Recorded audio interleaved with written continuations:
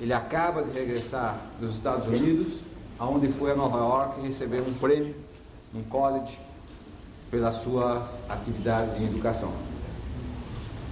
É doutor honoris causa em diversas universidades do exterior e também do Brasil. Professor Paulo Freire, é um prazer muito grande tê-lo aqui numa realização da Educativa, da Cooperativa Educacional de São Carlos e da CDCC, Coordenadoria de Divulgação Científica e Cultural. Obrigado. Muito obrigado por ter vindo. Obrigado. Fica aí para não ficar só também.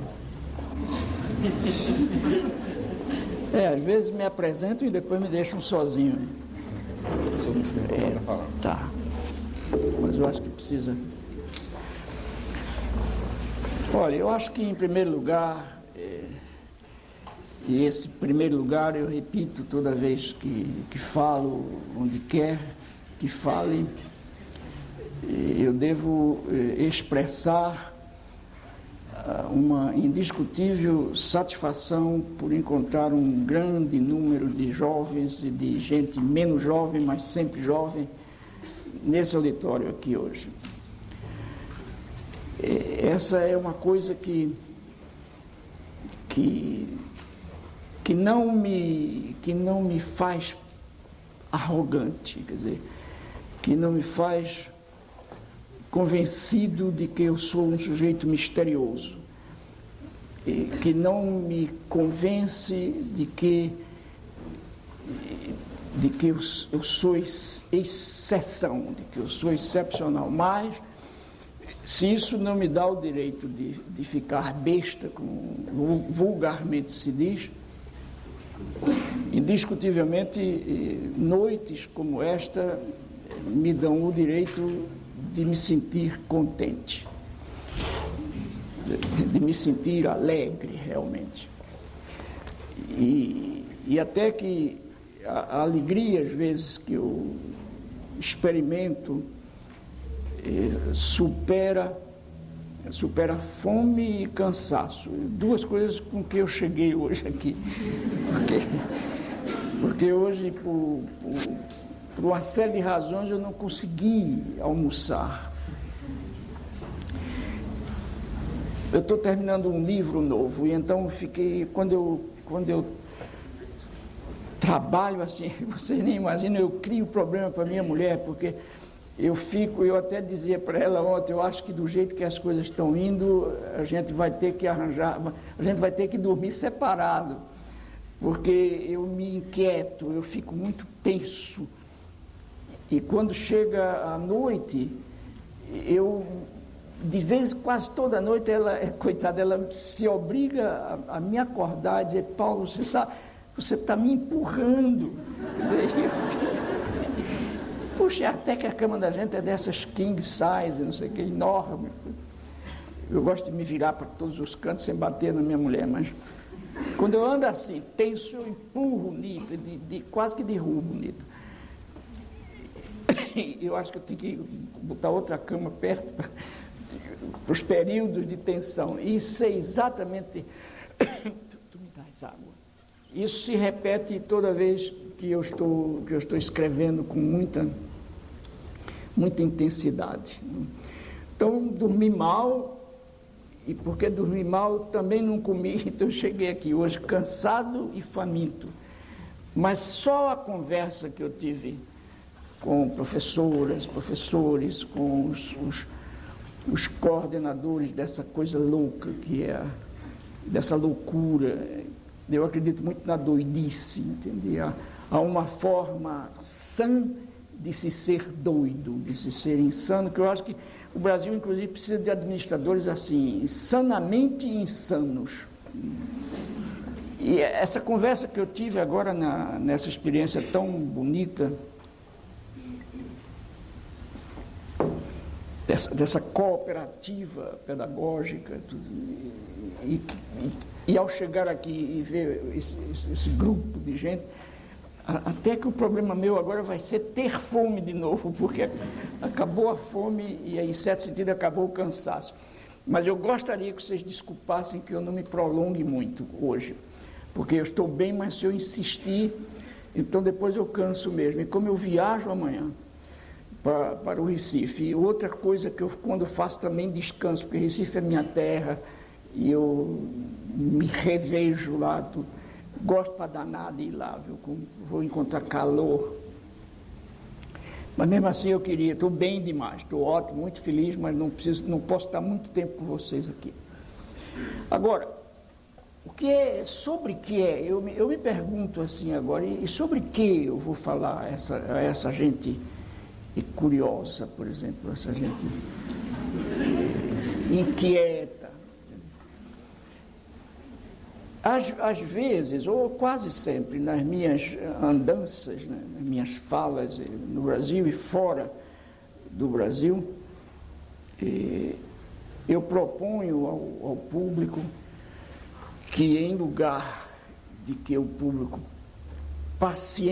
impacientemente me escute falando sobre um tema qualquer, que eu poderia agora escolher um assunto qualquer, no campo do pensamento pedagógico, no campo da política, da educação, eu poderia escolher um tema de que eu goste, por exemplo, que fica mais fácil, e falar para vocês. Mas acontece que há uma expectativa em cada pessoa que vem para uma noite como essa. E cada uma é como se estivesse dizendo: puxa, será que ele podia falar de tal coisa? Eu gostaria que falasse hoje sobre disciplina, por exemplo. Outro, eu gostaria que ele falasse sobre os sujeitos da educação. Quer dizer, cada um pensa, cada um idealiza. E eu cá tenho as minhas preferências temáticas. Então eu escolho uma das minhas preferências. Então, em certo sentido, para superar esses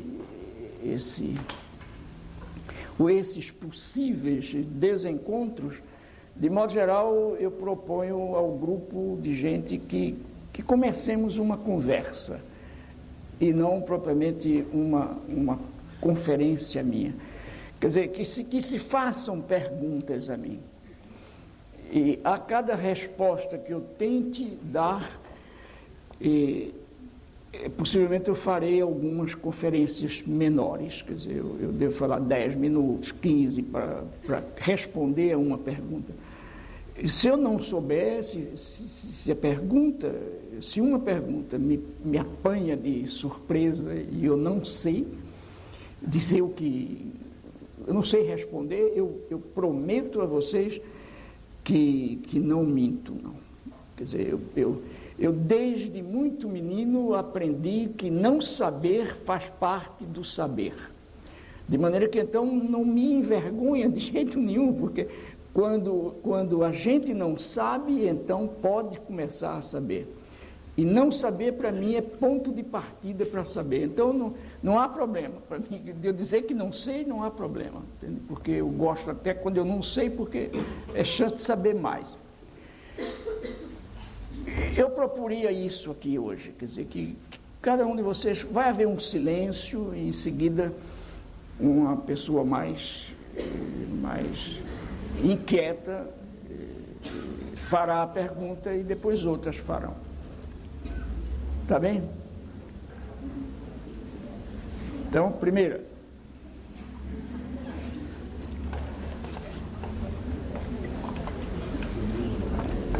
Professor. Diga. Muito inquieto, conterrâneo aqui assistindo. Tu és de Recife? Sou de Recife. Que coisa bacana, né? Eu me lembro que a gente se encontrou certa vez na Unicamp, quando você tinha recentemente chegado ao Brasil. Do exílio. E eu fui apresentado dessa forma: aqui está um conterrâneo. Aí você me perguntou: você não sente saudade do cheiro de caju? Essa seria mesmo uma das minhas perguntas. E eu tinha chegado naquela época, depois de 16 anos de exílio, sabe? Puxa, eu vivia com cheiro de caju No dia que eu dei um curso na Universidade de Dar es Salaam, que é a capital de um país da África que se chama Tanzânia. E o campus da universidade é todo plantado de cajueiro e mangueira. Você imaginou para um cara do Nordeste, proibido de voltar ao Brasil e um dia ir dar um curso no lugar daquele? Eu fiquei doido, entendeu?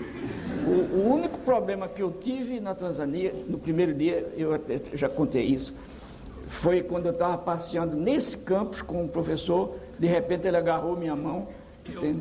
E ficou assim, de mão balançando, e eu dizia, meu Deus do céu, o que é que vão dizer em Pernambuco? O que era... Eu agora quero, ao recontar essa história, eu quero fazer uma declaração pública, quer dizer, indiscutivelmente a minha reação era uma reação machista, uma reação discriminatória, e eu quero dizer a vocês que eu evoluí muito, entende? Eu tenho um profundo respeito pelas opções dos outros, das mulheres que querem viver e exercer sua sexualidade com outras mulheres e dos homens que exercem a sua sexualidade com outros homens. Eu estou no meu canto, muito contente e muito bem, mas respeito profundamente os outros. E quero agora fazer a crítica de mim mesmo, quer dizer, mas a crítica de mim mesmo era a crítica à minha cultura. Evidentemente que você já imaginou o pernambucano, nordestino machão daquele. E quando o professor agarrou minha mão, foi uma coisa louca. Eu fiquei doido. No momento que ele deslagou, eu meti as duas nos bolsos. Com medo. Era quase uma agressão, entende? E aí eu dizia a mim mesmo, enquanto ele passeava comigo balançando a mão, feito namorados, eu dizia a mim mesmo, se fosse uma mulher que estivesse com a minha mão, o que é que eu estaria sentindo? Possivelmente nada contente. Não? Então era um treco machão, machista. Isso me preparou para meses depois ir à Índia, e cheguei à Índia, tive uma doença, uma infecção perigosíssima, e tive que ser recambiado às pressas para a Europa, e lá os médicos também pegavam minha mão, abraçavam, eu nem me importava mais, alisavam minha mão, dizia, Dr. Freire, e eu digo, tá ok, pode agradar, e então quando eu voltei, que te encontrei, realmente hoje não me lembrava, achava que tu tinhas cara de nordestino, mas a minha pergunta era uma pergunta de exilado, de recém-chegado. O cheiro do cajueiro, puxa, que coisa, né? Faz parte do corpo da gente. Mas diga. A pergunta que eu ia fazer, no início você colocou aí uma palavra que me preocupa muito. Não sei se é uma palavra, um conceito que interessa a toda a plateia. Mas o que é disciplina? Porque eu ia perguntar, é possível uma escola sem disciplina, mas eu tenho refletido muito sobre esse conceito e acho que eu desaprendi o que eu aprendi. Eu acho que eu não sei o que é disciplina. Exato. Olha, eu vou te responder, eu não direi que o que eu vou te dizer, e através de ti, aos outros, é a resposta. Mas eu te direi que é a minha resposta.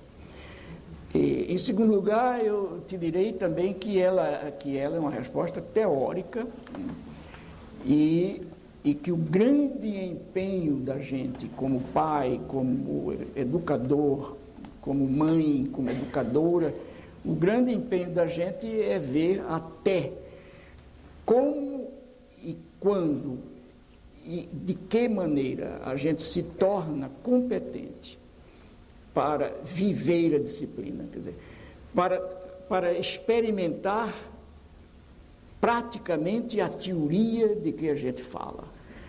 Então, a minha primeira resposta é teórica, mas em seguida a gente vai refletir. Por isso que eu digo a vocês que esse negócio de perguntar é bacana, porque agora, por exemplo, eu já vou fazer uma conferência. Quer dizer, eu não vou falar em 3 minutos, eu devo falar bastante mais. Bem, em primeiro lugar, eu acho que precisava ficar muito claro uma coisa que teoricamente está sempre clara, mas que praticamente está sempre obscura, e que é a seguinte: não há liberdade sem disciplina. Em outras palavras, eu poderia dizer, não há liberdade sem limite. O limite é exatamente a mediação da disciplina, quer dizer, o limite é o caminho da disciplina.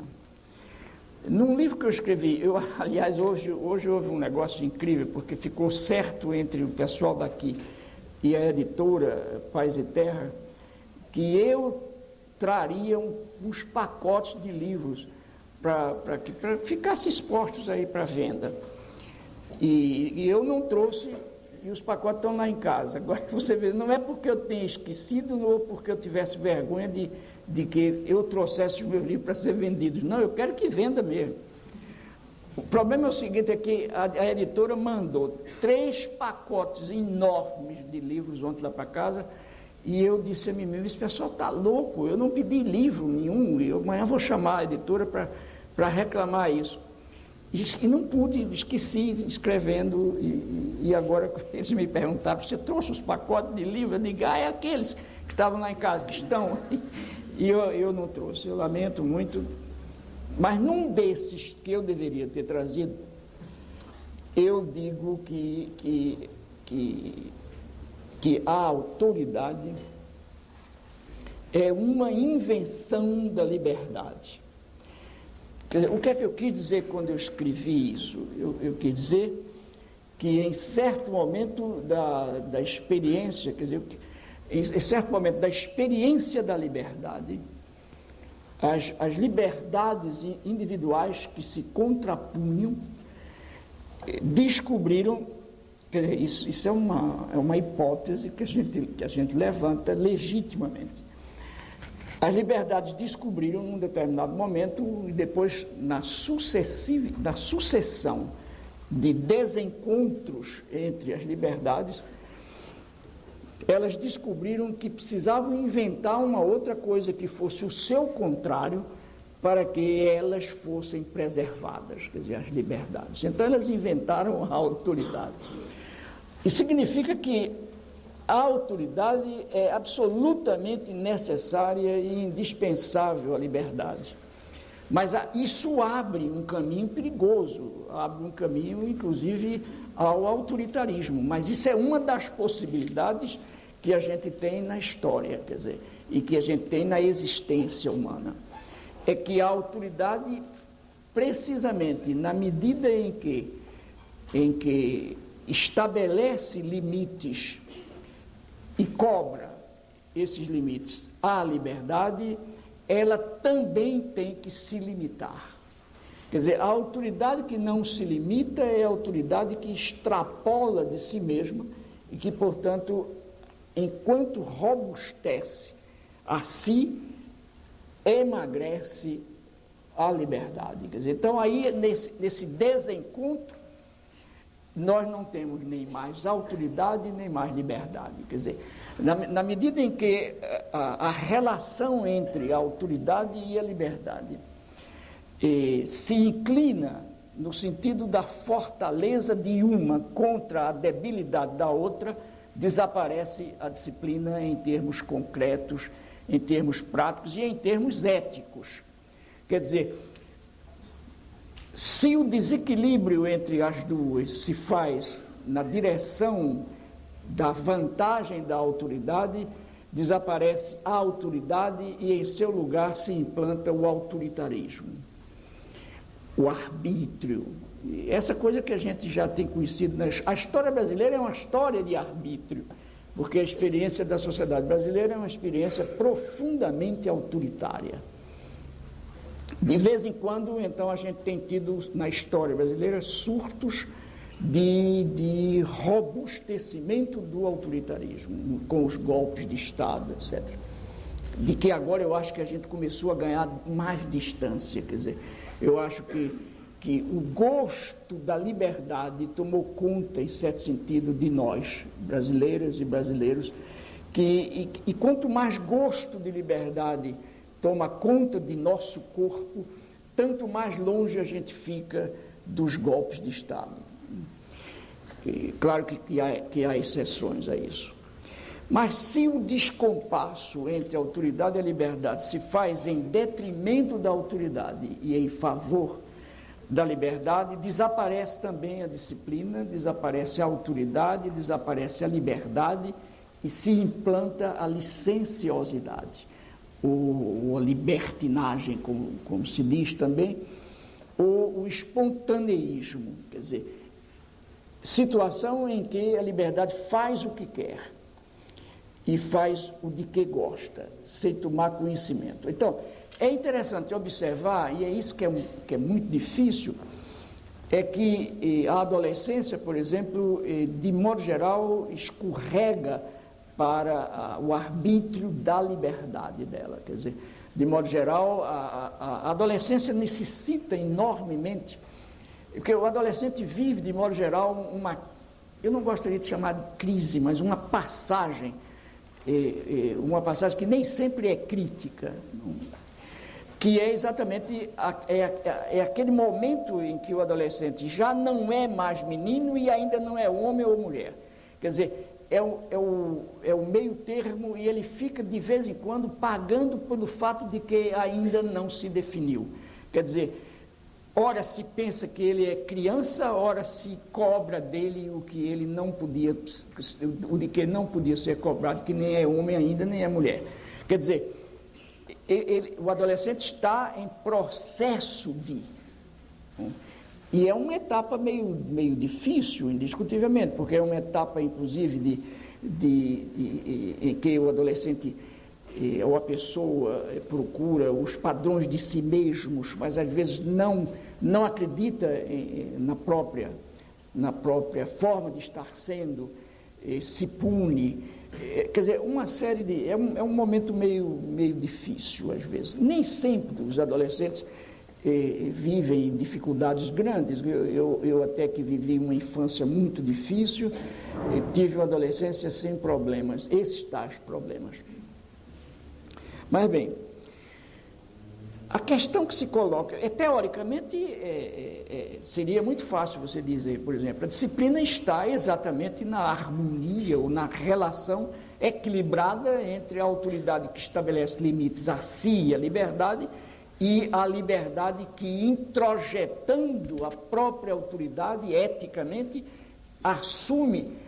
passa a ter uma autoridade interna. Isso é um processo muito bonito, porque psicologicamente é isso mesmo, quer dizer, a liberdade introjeta, quer dizer, põe dentro de si a autoridade que, sendo num começo externa a ela liberdade, no momento em que a autoridade é interiorizada pela liberdade do ponto de vista ético, a liberdade virou também a autoridade de si mesma. Quer dizer, eticamente é isso. Quer dizer, eticamente a liberdade implica a presença em si do limite da autoridade.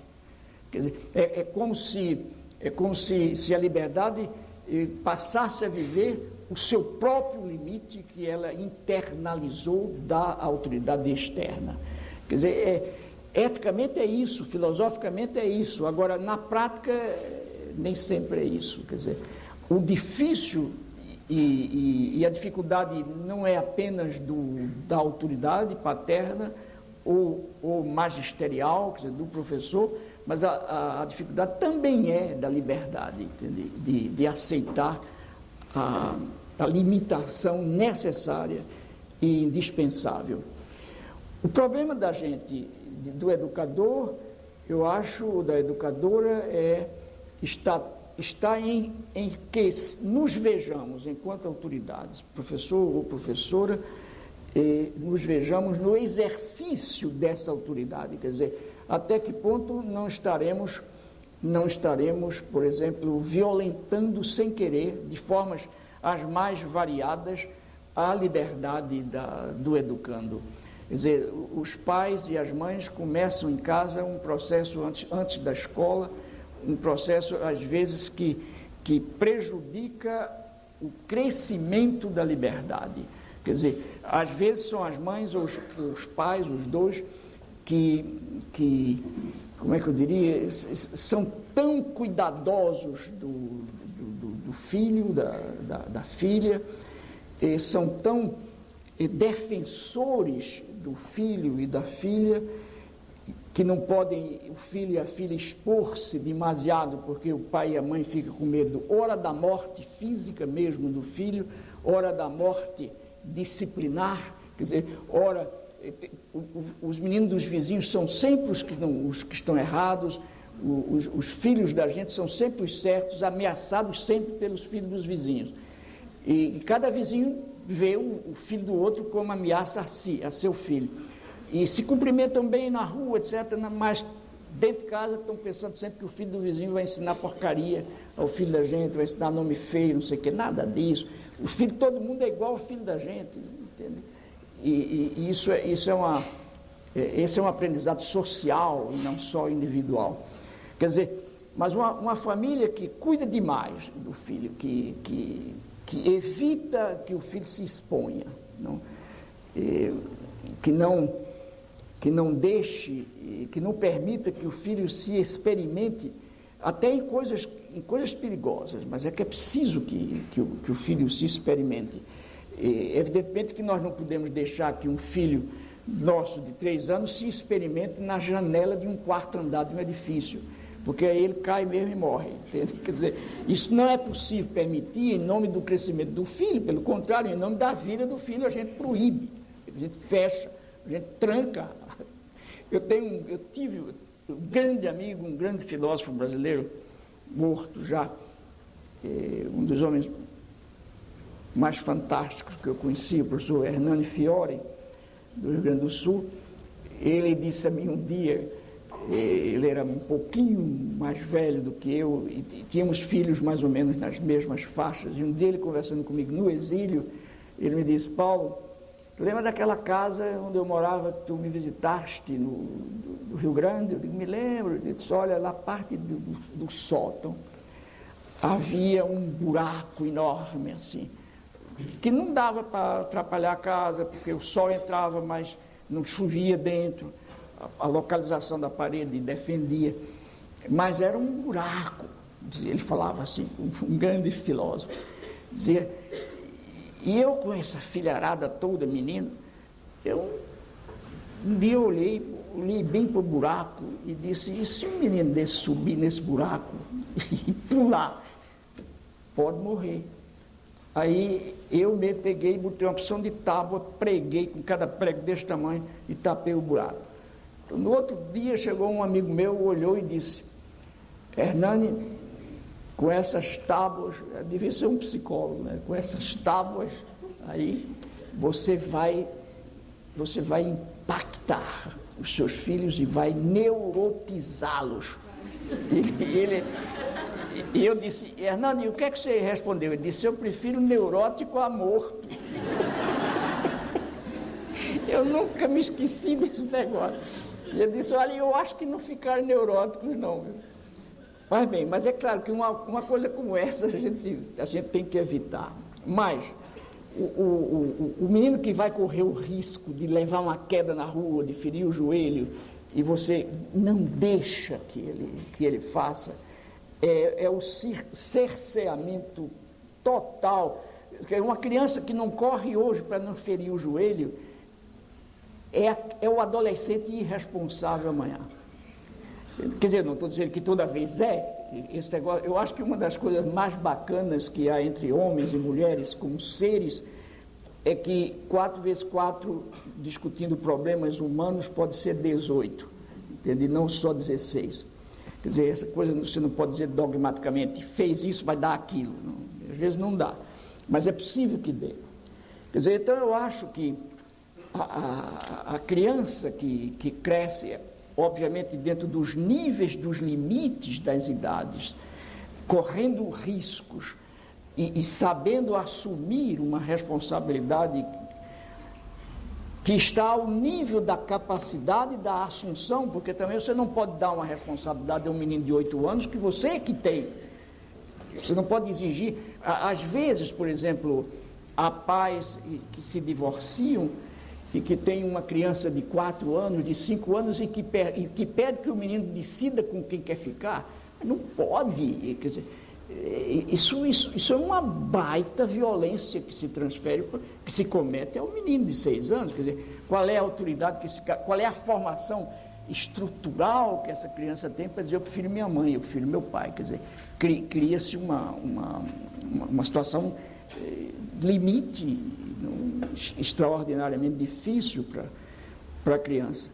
Então eu acho, a nível de escola, por exemplo, eu acho que, em primeiro lugar, a professora que não se respeita, ou o professor que não leva a sério o seu trabalho, o professor que não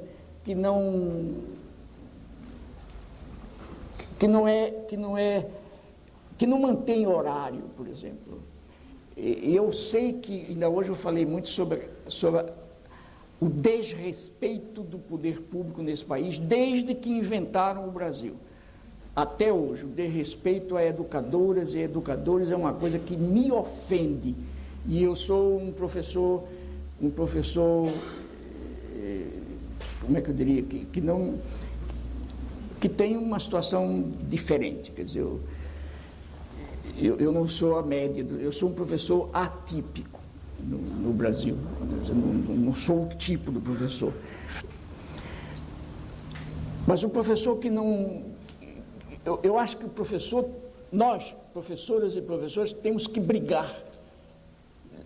Acabar com essa mania de dizer que nós somos sacerdotes da educação. Nada de sacerdotes. O próprio sacerdote é um profissional. Entende? Não é um chamado para fazer essas coisas. Quer dizer, o professor é um profissional como o médico, entende? Como o engenheiro, como a datilógrafa, como a secretária. Entende? Então, a gente tem que ser respeitado e é preciso brigar nesse país para ser respeitado. Então, é preciso lutar. O que a gente precisa é aprender qual é a melhor forma de brigar, porque me parece que greve já não está funcionando bem. Me parece. A nível, inclusive, de operários, a greve está, com a globalização da economia, está cada vez menos eficaz. Entende? Mas os professores, precisamente porque fazem greve não na base da infraestrutura, mas da subestrutura, não têm poder de barganha. Então, passam 3 meses, o governador tem paciência e um pouco de cinismo, então ganha sempre a parada. O que precisa fazer não é parar de brigar, não, é cientificamente descobrir qual é o jeitinho que substitui a greve, para poder lutar no sentido de ser defendido. Agora mesmo nós comentávamos no carro a questão da dignidade do professor e da professora. Quer dizer, nós temos que lutar não só pelo salário, mas pelo salário que faltando a nós, deteriora o senso mesmo de dignidade nossa. Quer dizer, nós temos que lutar, nós temos que brigar. Por exemplo, eu agora fiquei surpreso com a declaração do presidente eleito, Fernando Cardoso, sobretudo porque ele é um grande intelectual e ele não podia ter dito que o problema é gastar um dinheirão que se vai gastar para fazer baterias de teste para surpreender e constatar e provar a ineficácia dos professores. Puxa, isso foi profundamente mal assessorado o professor Cardoso, porque isso podia dizer um presidente de república, por exemplo, não sei, acho que nenhum presidente da república podia dizer isso. Vocês vejam que esse negócio de dizer que operário que não é competente nunca é uma mentira. Está aí, um homem competentíssimo, um dos maiores intelectuais desse país, professor em qualquer universidade do mundo, disse um disparate desse, que é preciso fazer o teste para mostrar que os professores... Isso é uma ofensa. E as companhias? Diga. Mal companhia. Pois é, um pessimamente assessorado. Mas ele mesmo, mal assessorado, não podia. Não tem assessor nenhum do mundo que me convença de dizer isso. É a cabeça dele. Eu conheço o Cardoso, a cabeça dele não é essa, o pior é isso, virou, mas é a convivência do PFL. Ele falou isso.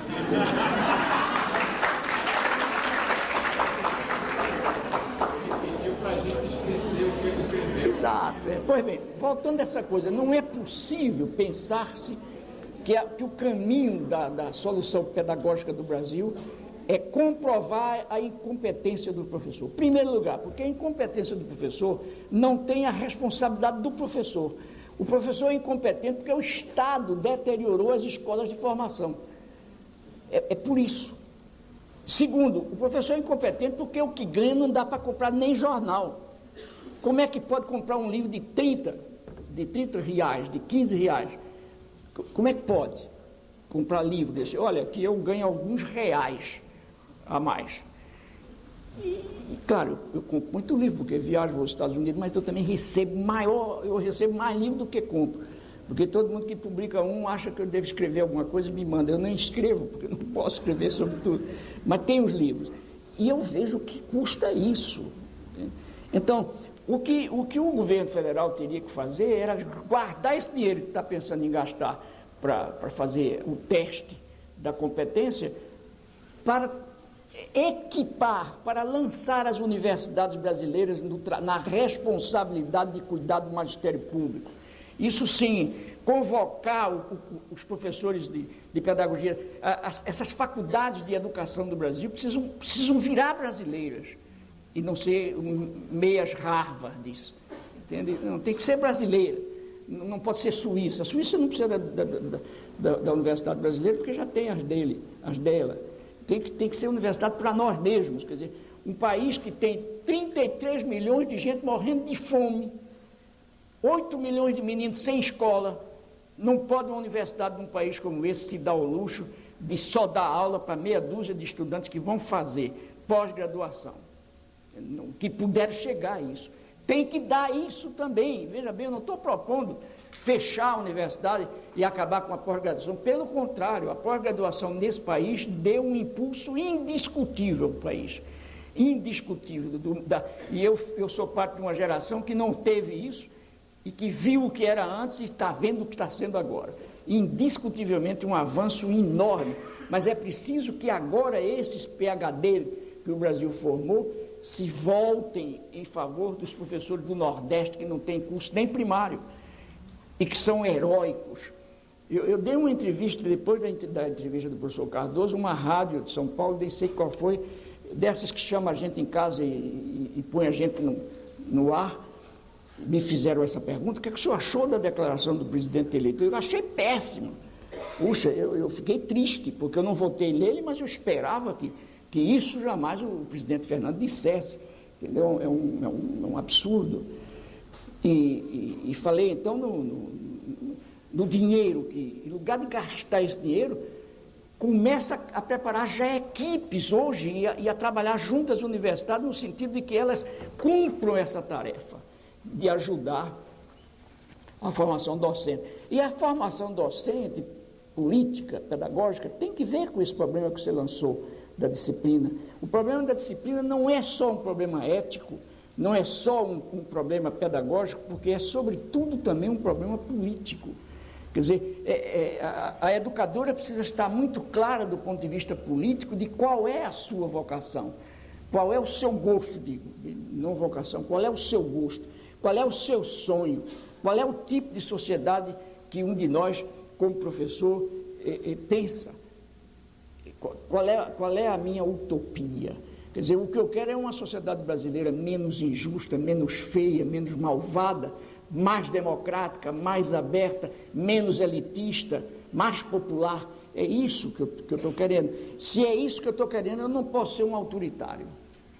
E se eu não posso ser um autoritário, eu caio direto de novo na questão da disciplina. Quer dizer, eu tenho que formular teoricamente a disciplina e, ao mesmo tempo, eu tenho que viver essa disciplina que eu formulei teoricamente. Quer dizer, eu tenho que praticar a minha teoria. Quer dizer, isso passa pela formação também. E tem que se estender aos pais também.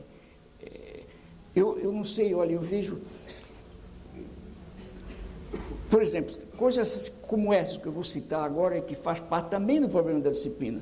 Uma criança de 4 anos, de 3 anos, começa, quer dizer, está no determinado momento do processo de desenvolvimento da sua linguagem, e está um dia de domingo de tarde em casa, e o telefone toca, e quando a mãe se aproxima do telefone, o pai diz de cá, na frente do menino: se for para mim, diga que eu não estou. Mas isso é uma coisa absurda. Uma coisa absurda, quer dizer, nesse momento o que o pai está fazendo é estabelecer um choque extraordinário entre a fala e o concreto. Quer dizer, como é que é possível fazer o discurso da ausência na presença? Quer dizer, como é que a criança vai transar isso? Depois o pai castiga o menino porque mentiu. Quer dizer, mas ele foi o professor da mentira do filho e o professor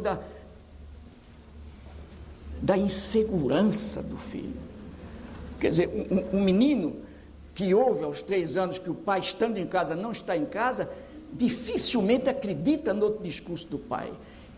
E ao não acreditar nos discursos do pai, esse menino vive inseguramente. E essa insegurança vai pagar mais tarde a psicoterapia. Eu não estou trabalhando, não estou contra os psicoterapeutas, de jeito nenhum. Pelo contrário, eles têm sua tarefa, sua eficaz. Mas eu digo isso, quer dizer, é preciso, quer ver outra coisa, o menino está na etapa da fantástica curiosidade, que é exatamente o momento em que o ser descobre que no fundo, para que ele seja, tem o outro que é. A curiosidade desperta e cobre tudo, cobre todas as áreas das descobertas. E a criança vem correndo: papai, o que é isso? E o pai olha e diz: mas eu já não te disse. Cala a boca, eu não tenho tempo para estar te respondendo essas maluquices. Vai perguntar à tua mãe. Em primeiro lugar, negou o direito da criança. Segundo, diminuiu a mãe. Porque ele não pode perder tempo com aquilo, mas a mãe pode perder. Quer dizer, então, são essas coisas, entende? Vejam bem, eu não estou querendo fazer aqui um sermão de papa, ou de bispo, ou de qualquer igreja, nada disso. Mas o que eu falo aqui é como pedagogo mesmo, até mais, eu falo como gente. É como gente, entende? Quer dizer, não é possível gentificar-nos desgentificando-nos. Quer dizer, eu não posso negar a minha gentitude na relação com as gentes e depois falar em gente. Não dá. Então, eu acho que esses exemplos pequenos que eu te dei agora fazem parte da trama maior da disciplina, entende? Que exige humildade, que exige confiança, entende? Quer dizer, se vocês me desculpam, porque é uma coisa errada que às vezes nós fazemos, os que falamos, é nos citar. Quer dizer, eu preciso ter... Eu acho que de vez em quando é preciso que a gente se cite para mostrar que a gente é gente, entende? Mas não para fazer o discurso do elogio da gente. Mas, por exemplo, eu e minha primeira esposa trouxemos para o mundo 5 filhos que ficaram, porque houve uns que não ficaram, que abortaram, etc. E eu vivi essa experiência, muito moço, muito jovem. Eu casei a primeira vez com 23 anos e fui pai com 25. E que é uma idade que eu acho bacana, viu? Mas quando eu hoje com 73 olho para 25, eu vejo que eu era um menino. Mas um menino que se ensaiou bem como pai. Porque no fundo, uma coisa que eu comecei a descobrir, a intuir, que foi uma delas, foi a seguinte: em certo momento na minha primeira experiência de relação com as filhas que chegaram, essas primeiras experiências me diziam o seguinte: Paulo, no fundo, a tua liberdade de filho começou a te ensinar a tua autoridade de pai. Quer dizer, no fundo, como filho, eu comecei a aprender, aparentemente, paradoxalmente, a ser pai. Quer dizer, a liberdade de filho bem vivida, numa relação muito harmoniosa com a autoridade de meu pai, que é uma coisa incrível isso. Nos 2 últimos livros que eu publiquei, que eu deixei em casa hoje, eu falo muito disso, porque são livros muito biográficos, em que eu analiso bem a presença de meu pai. E foi uma coisa extraordinária, porque era um homem do Nordeste, que nasceu no século passado, você imagina. Eu nasci no começo da segunda década, no fim quase da primeira década, quer dizer, da segunda década. Eu nasci em 21, e meu pai e minha mãe eram maduros, quer dizer, jovens, mas... E uma região profundamente machista, como o Nordeste brasileiro, com um autoritarismo extraordinário, e eu tive um exemplo fantástico de autoridades não licenciosas, mas não autoritários, entende? Quer dizer, eu tive uma felicidade, uma questão de sorte, até de estouro, de ter nascido dentro dessa constelação familiar e ter tido chance e margem de crescer dessa forma. E aprendi um bando de coisas, quer dizer, isso eu aprendi mesmo. Muita coisa da teoria que eu desenvolvo hoje no campo da pedagogia tem que ver com a minha experiência existencial, concreta, e a experiência dos outros que eu observo e analiso.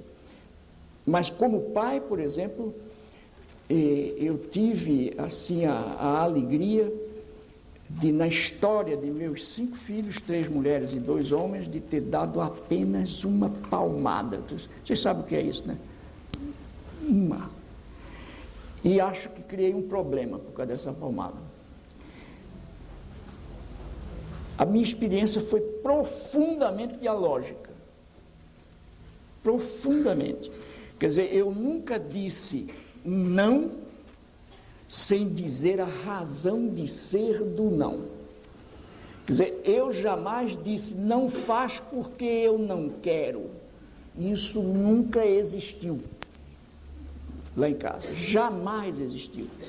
Se você me pergunta, Paulo, se você tivesse agora 30 anos e começava tudo de novo, se eu tivesse a lembrança, esse negócio da reencarnação, se na reencarnação eu me lembrasse do meu passado anterior, da minha vida anterior, e eu reencarnasse daqui uns anos, daqui uns 100 anos, eu ia ser mais radical na minha compreensão da liberdade, entende? E no meu respeito à liberdade, não à licenciosidade, mas é essa liberdade que se sabe liberdade, quer dizer, portanto, que se assume liberdade, que se valoriza como liberdade e que luta para ser liberdade e não para ser esmagada. Quer dizer, eu acho, para terminar, que eu terminei fazendo uma conferência enorme de tempo, eu acho que esse é um tema fundamental, mas os adolescentes, no meu entender, e os meninos mais novos deviam ser chamados também a dar um palpite seu sobre a disciplina. Por que não?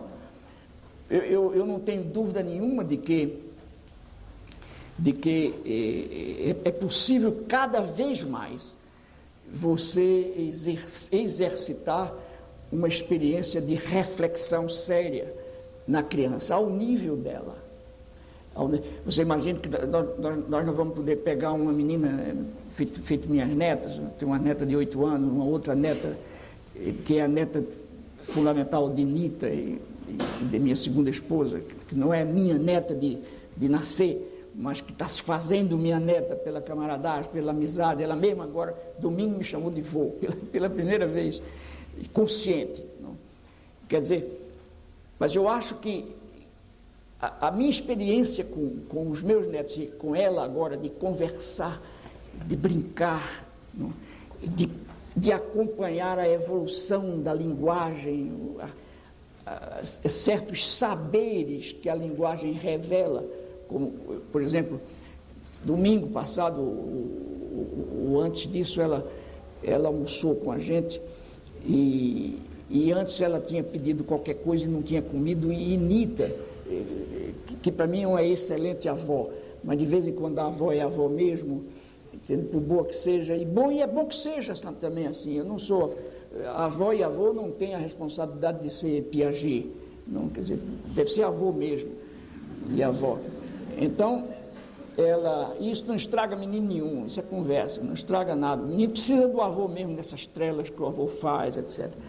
Então, quando foi depois do almoço, ela pediu laranja. Cortou sua laranja, etc. Deu a ela, depois comeu 2 bagos na mesa. Ela aí se sai com o seguinte discurso, com a entonação já de uma certa sabedoria que a linguagem expressa. Ela disse: não sei onde estava com a cabeça quando eu pedi essa laranja. Eu achei um negócio extraordinário, porque ali vinha toda uma sabedoria, não? De escamotear, de sair com humor. No fundo ela não queria laranja, mas antes ela tinha aprendido que recusar um treco qualquer custou uma advertência, mesmo cortês da avó. Agora ela não queria também a laranja, então ela corria o risco.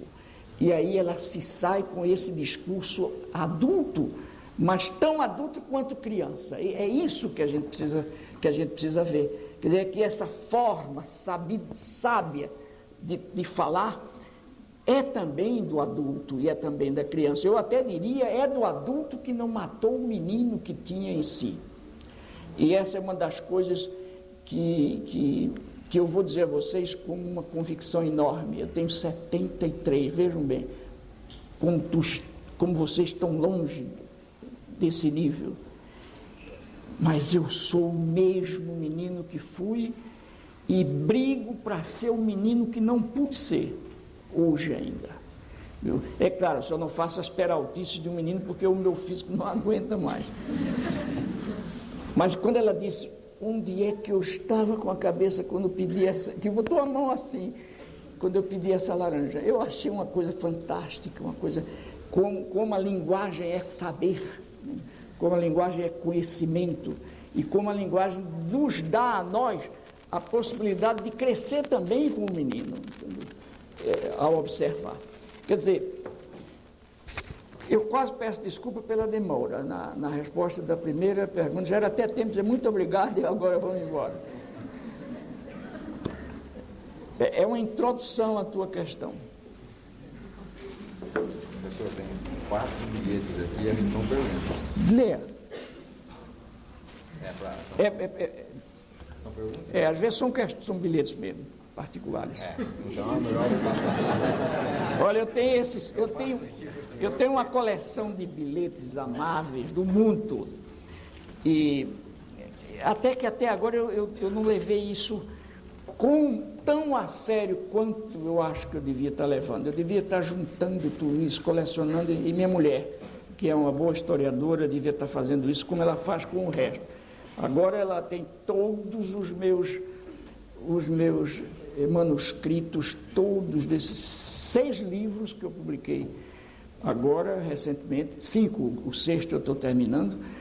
Ela tem todos os manuscritos de um a um, não se perdeu nada, tudo, ela tem cópia de carta, ela tem tudo, mas precisa guardar essas coisas, que às vezes eu recebo cartas assim, bilhetes tão bonitos, declarações de querer bem, eu diria também declarações de amor, mas não no sentido do amor legítimo, mas que para mim era ilegítimo, que não é isso, não é negócio de transa de sexo, é afetividade não, pura.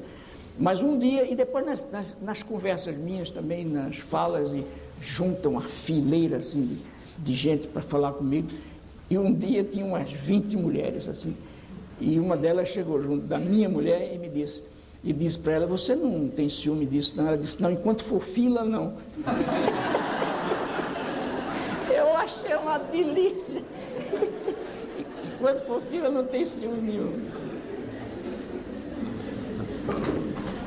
Bem, vamos ver se tem alguma pergunta. Aqui eu acho que não é para perguntar. Ah, tem um... mas está muito grande. Vamos ver se tem alguma pergunta mais. Ah, tá. Aqui tem uma pergunta sobre a qual eu escrevi um livro. A pergunta é a seguinte: que tipo de argumentação é preciso para que se acabe com a nomenclatura de tia para a professora? Junto às crianças e junto aos pais. Tem uma história da minha neta, a neta da Anitta, que se decretou agora minha neta também. Quando esse livrinho saiu, meu,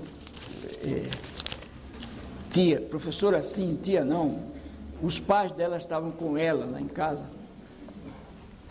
e eu dei um exemplar para os pais do livro que tinha saído naquela semana. Bem isso daí, exatamente. E aí, então, começamos a conversar sobre o livro. E eu comentei os temas do livro, o que é que eu tinha discutido, etc. E ela brincando. Depois a gente fica pensando que a criança brincando não está dentro do texto da gente, do contexto da gente. Está. Quando foi 2 dias depois ou 3, ela chega à escola e chama a professora. E a professora estranha, acostumada a ser tia dela, e a segunda vez que ela chamou professora, a professora disse, o lápis foi adiante. A professora disse, mas Marina, o que é que ela gostava muito da menina? Disse, Marina, o que foi que eu fiz com você? Você vê como essa professora estava absolutamente alienada já, não? Quase que sem salvação.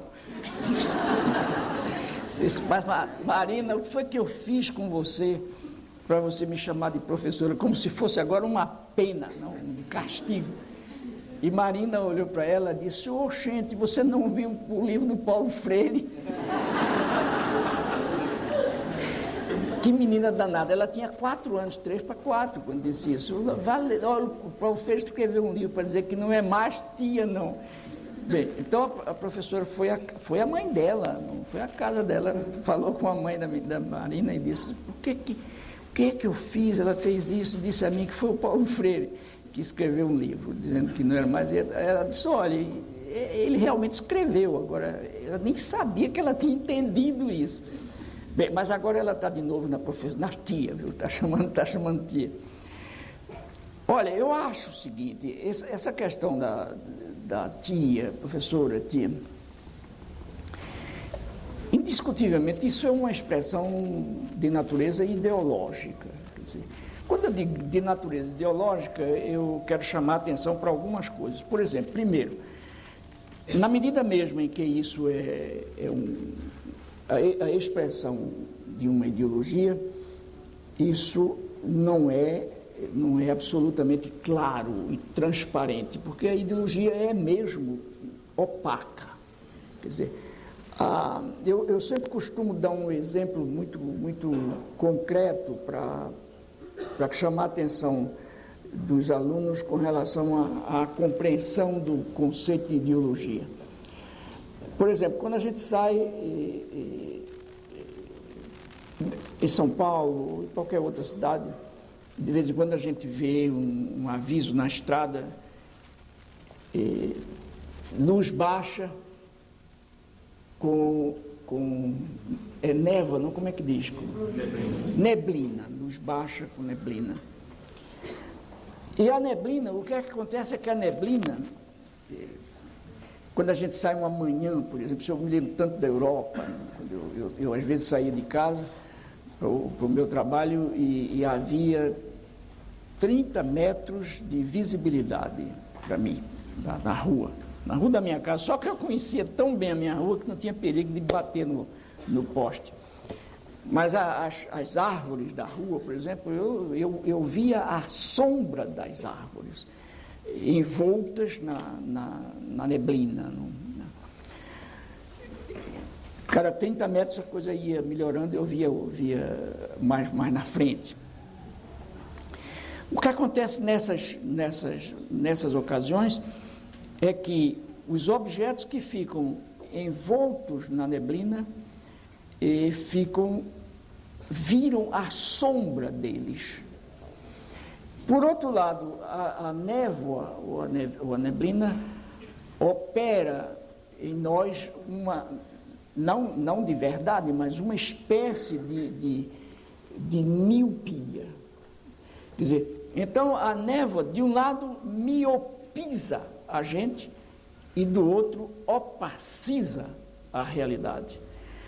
É isso exatamente o que a ideologia faz. Quer dizer, a ideologia, e outra coisa, muitos de nós pensamos às vezes que a ideologia é pura abstração, é pura ideia. Não, a ideologia é material, a ideologia pesa, a ideologia é um tijolo, pesa 20 quilos. Então, mas ela opera em nós essa coisa. De um lado, ela diminui a nossa capacidade de ver criticamente o mundo, a realidade. Do outro, ela opaciza a realidade, ela encobre a realidade. Por isso é que eu defendo tanto uma pedagogia que eu chamo da desocultação da verdade, e não da miopização do educador e do educando e da ocultação da verdade. Quer dizer, uma pedagogia que penetre. O que eu fiz nesse livro foi exatamente uma experiência de fazer essa pedagogia da desocultação.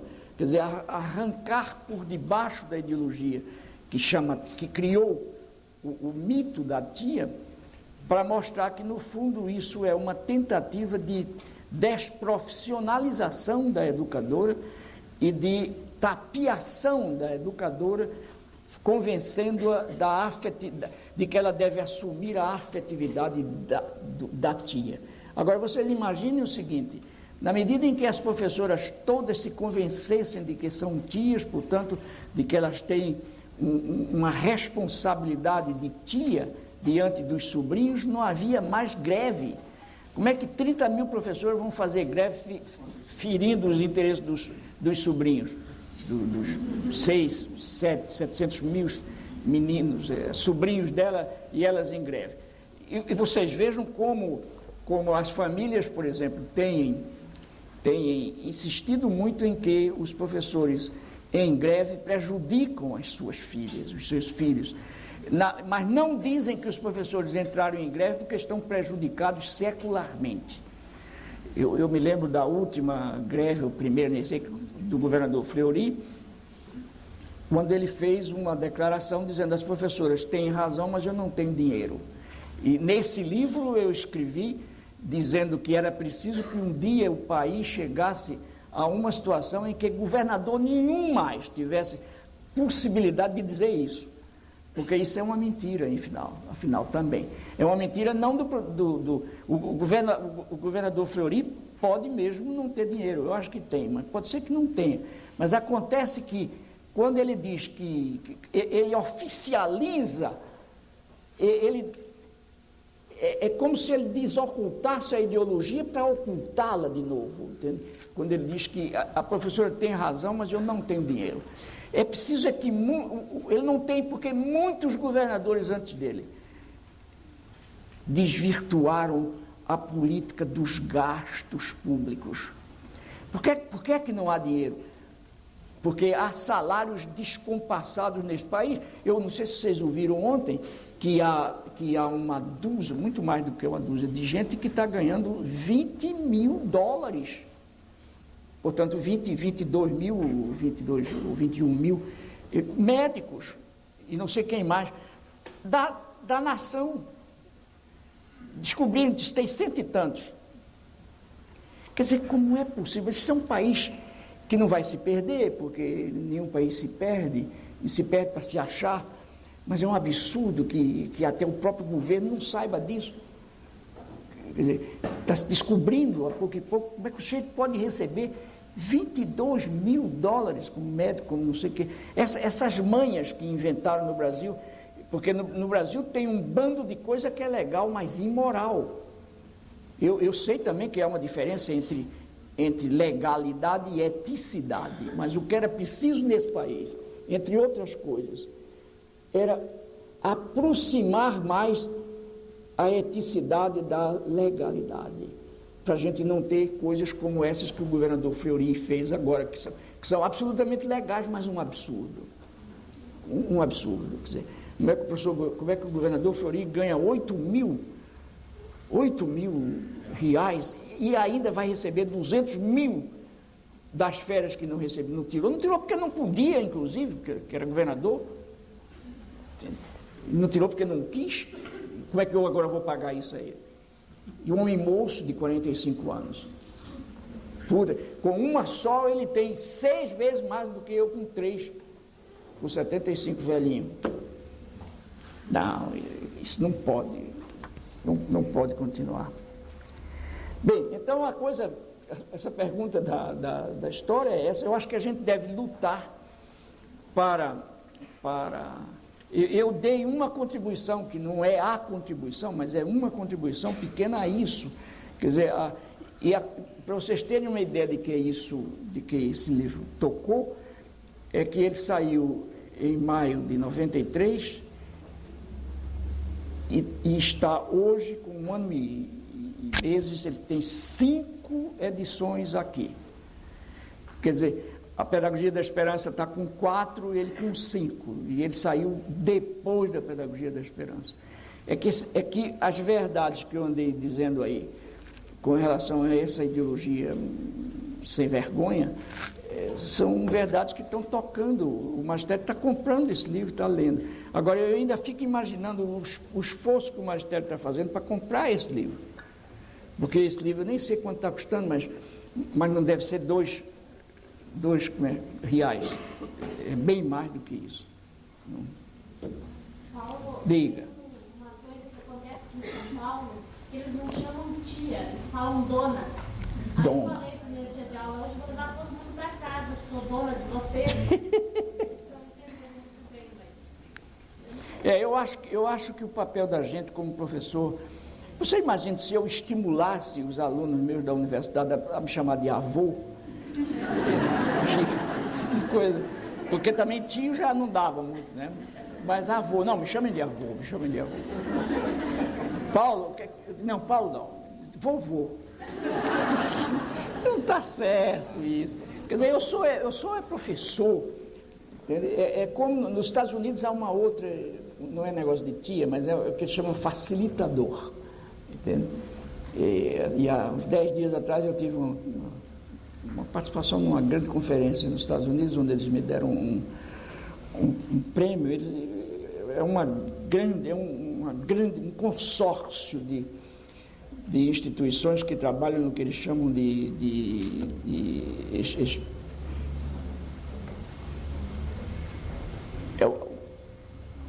a experiência pedagógica do aprender, é algo mais ou menos por aí. E eles instituíram um prêmio agora, para cada ano, 2 anos, eles vão dar esse prêmio a um educador do mundo qualquer que se sobressaia. E o primeiro foi dado a mim, porque tem meu nome, não é? O prêmio agora vai ser o prêmio Paulo Freire, quer dizer, para ser distribuído.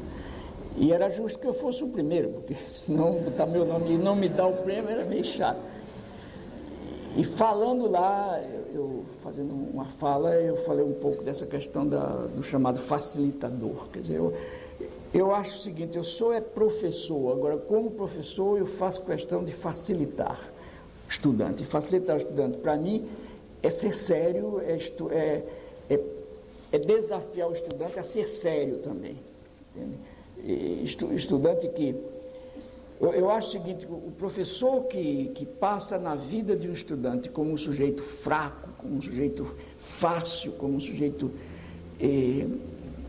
inseguro, como um sujeito sem vontade, como um sujeito sem força, passa de forma desrespeitada pelo aluno. Quer dizer, o aluno respeita, o jovem não quer safadeza, o jovem quer seriedade, entende?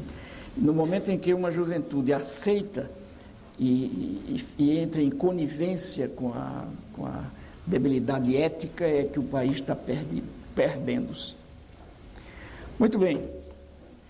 Diga. Você falou bastante sobre o aprender e sobre a escola. Eu queria falar sobre o aprender na escola.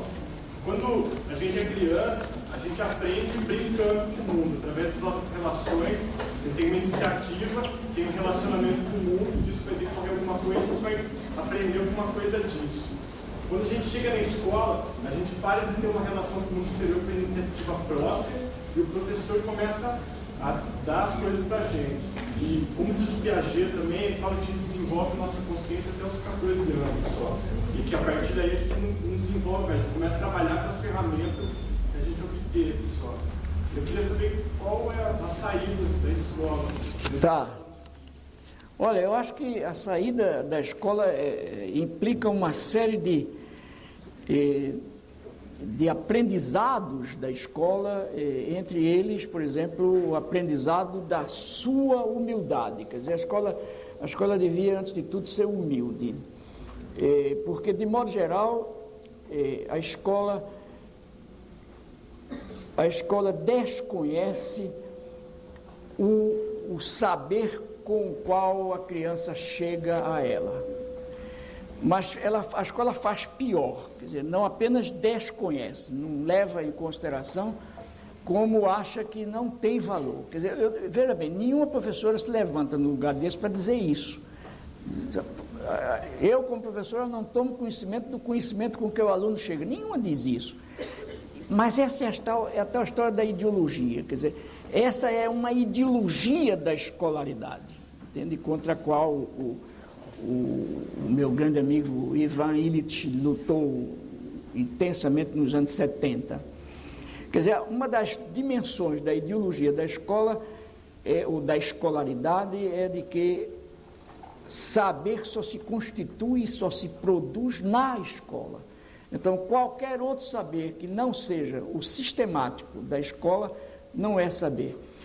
Então, nega-se, por isso, o conjunto de saberes de experiência feitos. Mas diga. Sistematização não estraga uma aprender, porque antes você aprendia brincando, era uma coisa gostosa, e agora é sistematizado. Não, eu acho que a sistematização precisa, mas não do jeito que está sendo feita. Quer dizer, o processo de ensinar e de aprender, hoje eu falei um pouco ditado sobre isso, devia ser considerado como um processo prazeroso.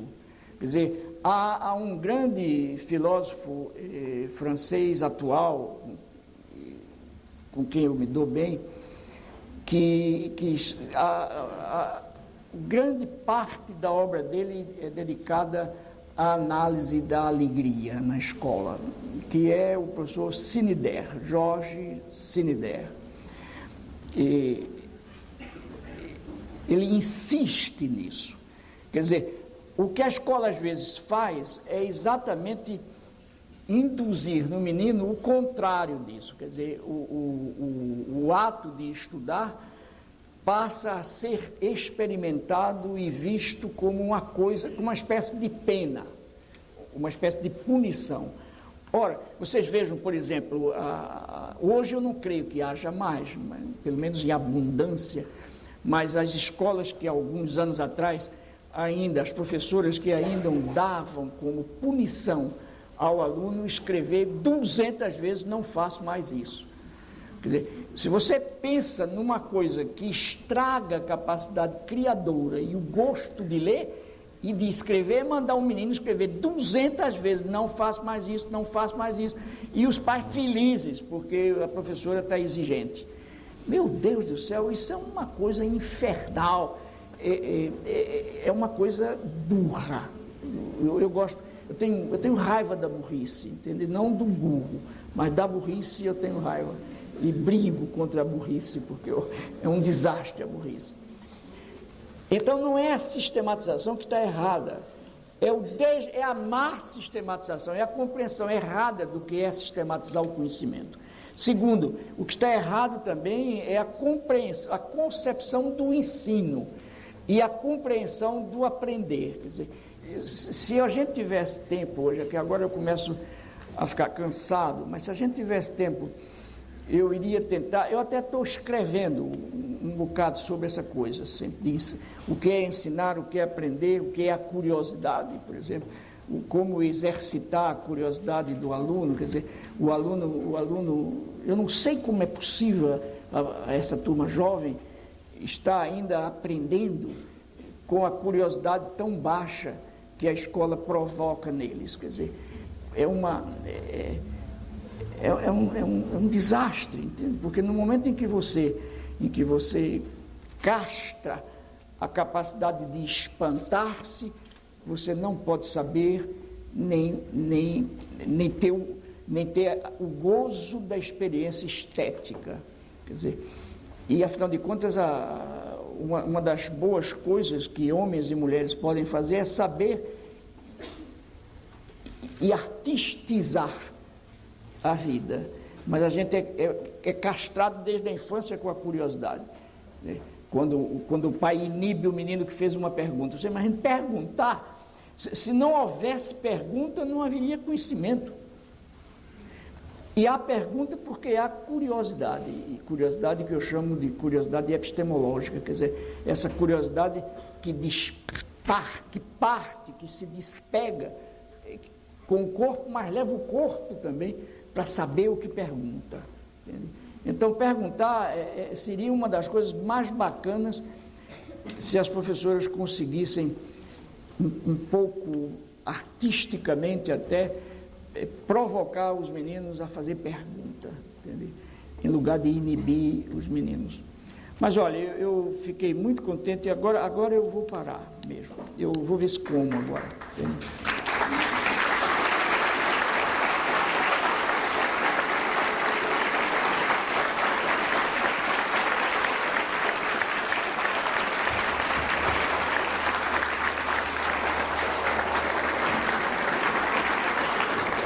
Obrigado. Obrigado.